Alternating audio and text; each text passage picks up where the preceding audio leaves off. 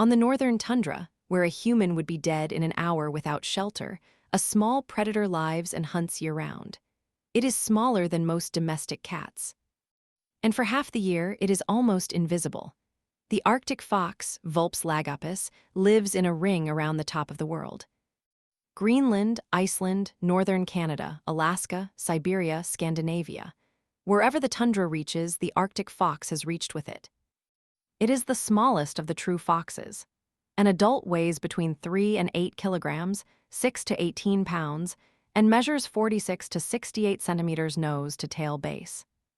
Smaller than most domestic cats, with proportionally shorter limbs and smaller ears than any other canid. Every feature is an adaptation to cold. The Arctic fox survives winter temperatures that would kill every other mammal its size.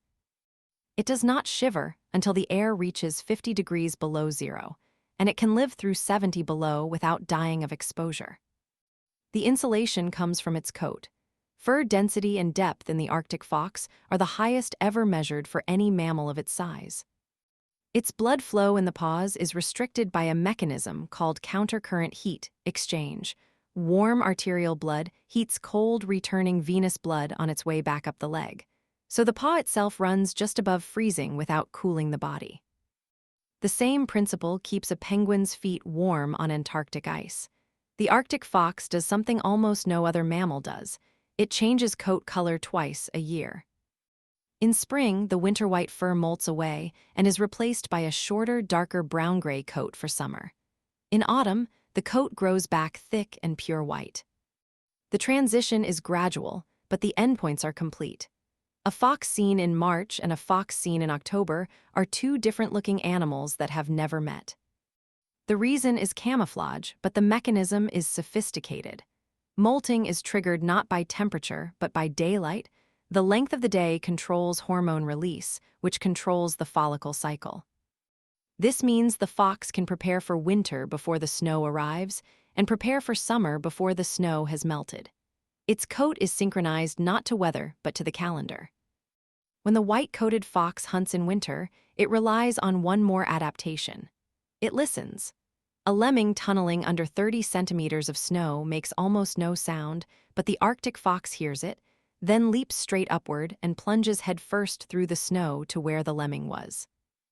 Recent research from the Czech Academy of Sciences suggests the fox may orient these leaps using the Earth's magnetic field, preferring to jump in a north-northeast direction. The finding is not yet fully confirmed, but if correct, it would make the Arctic fox one of the only mammals known to use magnetic sense for hunting. The Arctic fox is also an opportunistic scavenger.